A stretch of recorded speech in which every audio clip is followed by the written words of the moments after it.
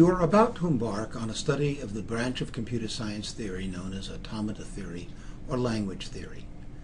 We're going to follow fairly closely a one-quarter course I gave at Stanford a few years ago.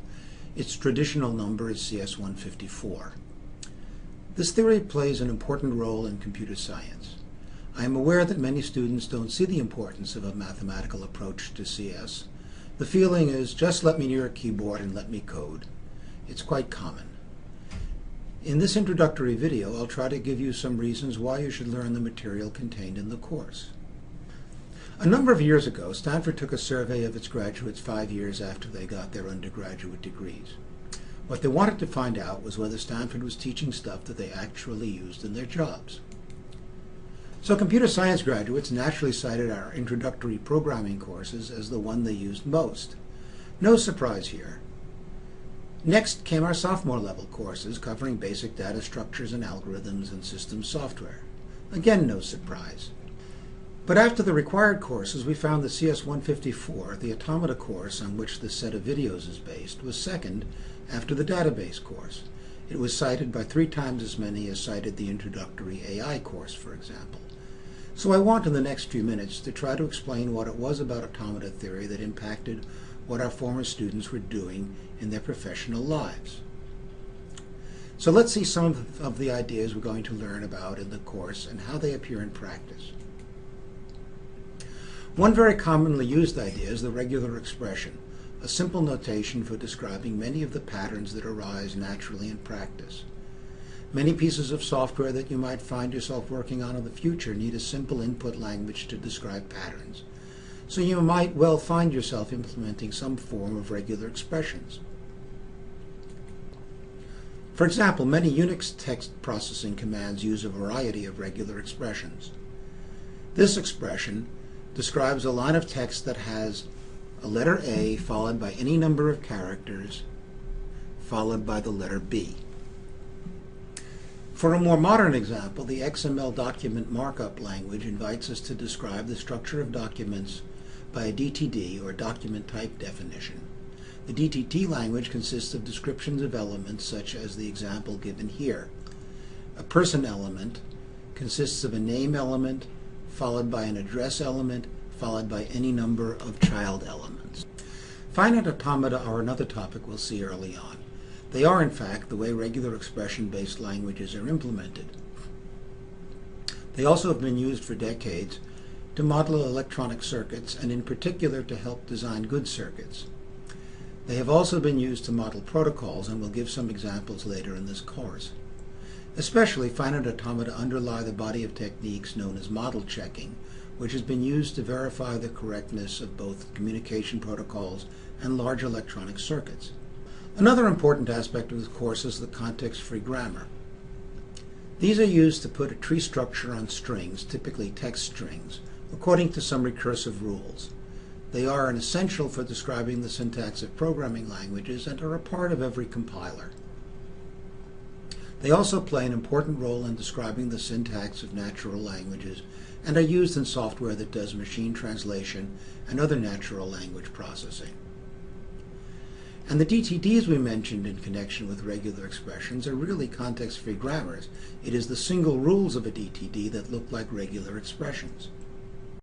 The topics we just mentioned are essentially tools for doing simple but important things, but there is a second broad theme in this course. There are fundamental limitations on our ability to compute. A computer scientist should be aware of these limitations, because only then can you avoid spending time attempting something that is impossible. One limitation is undecidability. There are problems that cannot be solved by computation. For example, you might imagine you could write a compiler that would refuse to compile programs that printed out dirty words. Even assuming you had a precise definition of what words were dirty, you can't do this. We're going to prove that there is no way to tell whether a program will ever print a particular word, or even whether it will ever print anything at all. And we also need to know about the class of problems called intractable. These are colloquially problems that we can solve, but whose solution takes time that is exponential in the input size. These problems generally need to be finessed in some way, such as by approximating the solution. The reality of the theory of intractability is quite a bit different from the colloquial version, but while the undecidable problems have been proved not to have any solution, for the intractable problems we have very strong evidence that they require exponential time but no proof. We'll explain all this when we get to the theory of NP completeness as the culmination of this course. So another thing you'll take away from this course is the ability to navigate the space of problems that you might encounter in a life of creative software construction. You will learn how to determine that a problem is undecidable and how to determine that it is intractable. That lets you avoid the problem altogether in the first case and to modify your approach in the second case. There are several less concrete benefits to this course. First, you will improve your skills at proving facts, especially inductive proofs, of which we'll do several in great detail. Now, I'm not one of the people who thinks that formal proofs of programs will ever be a serious software methodology. But as you construct code, you should have a sense of why what you're doing works the way it is supposed to. Often the trickiest parts of a program deal with trees, graphs, or other recursive structures. Understanding inductive proofs lets you at least formulate a reason why you think your method works, even if you don't try to dot the I's in a formal proof.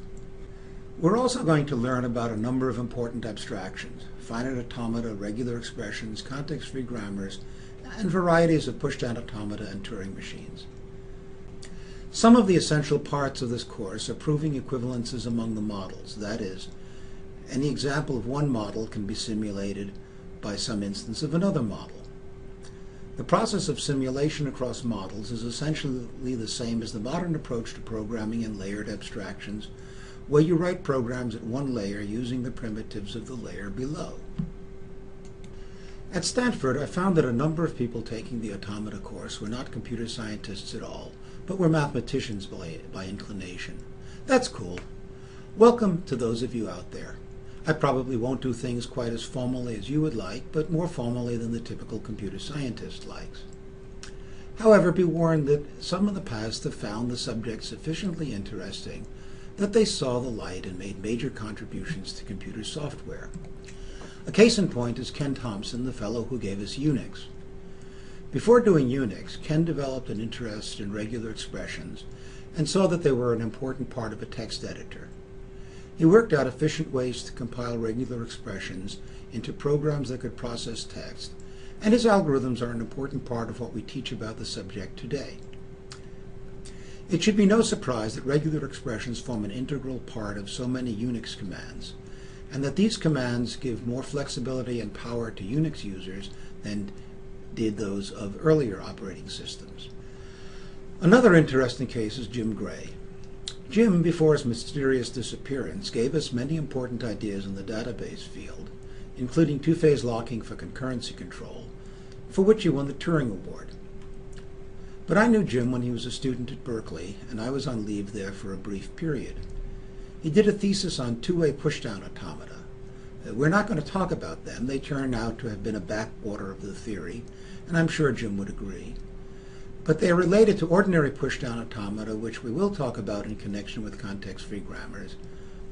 What is interesting is that Gray told me quite a bit later that he decided to become a computer scientist because automata theory intrigued him. Only later did he switch into database systems, and I believe that the experience he got dealing formally with automata made him more capable as a designer of several very innovative systems. So here's a summary of what will be covered in the course.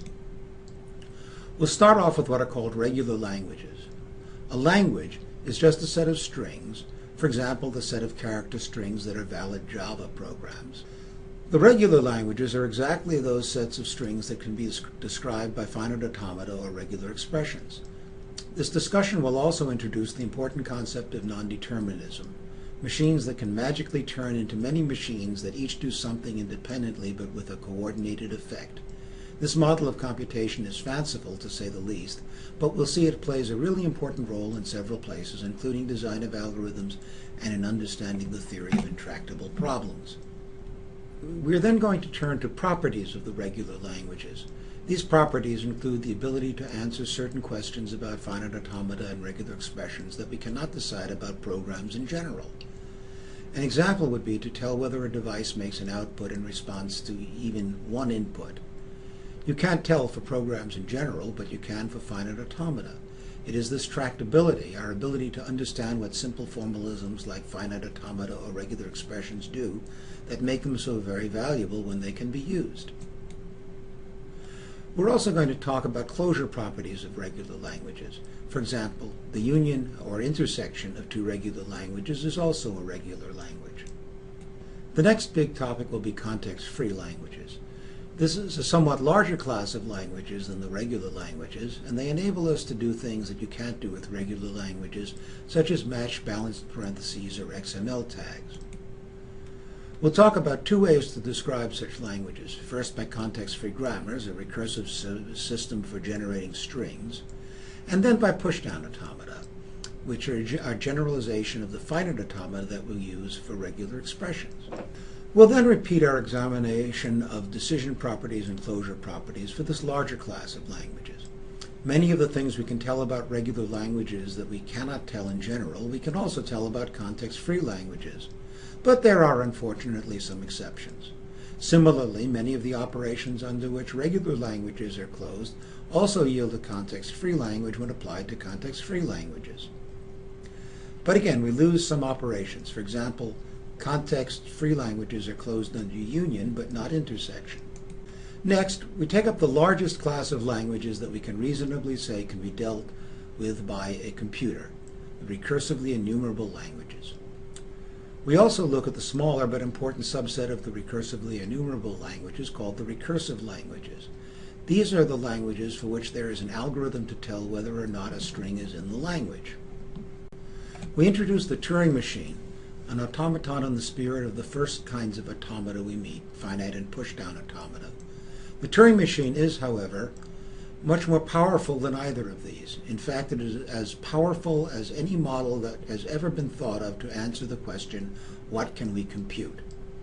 The payoff for the study of Turing machines is that we can answer the question of what can be decided by computation, or what can be computed by any means at all.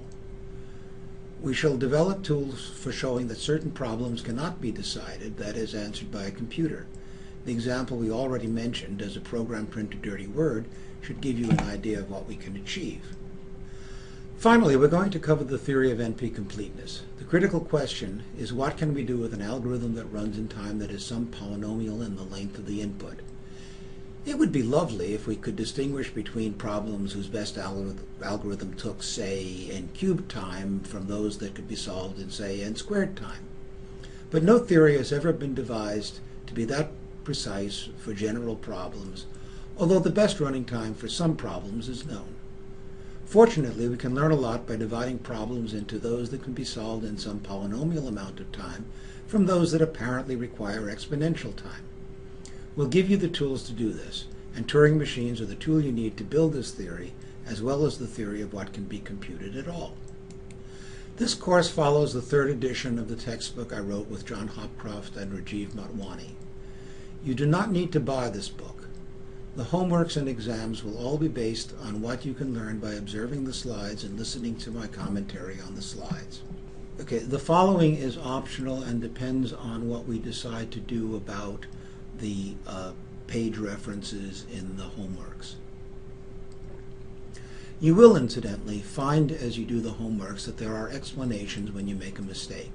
These explanations refer to pages or sections in this book, but you do not need the book since the explanations, like the course material itself, are designed to be self-contained without your having to read the book. I ask one thing, however. Please do not download a free copy from a file sharing site or delete it if you have already done so. This book was published by Addison Wesley under a contract that dates back to 1967. At that time, there was no internet and it wasn't all that easy to produce books. Addison Wesley invested a good deal in the production of this book and its predecessors, and they deserve to recover their costs.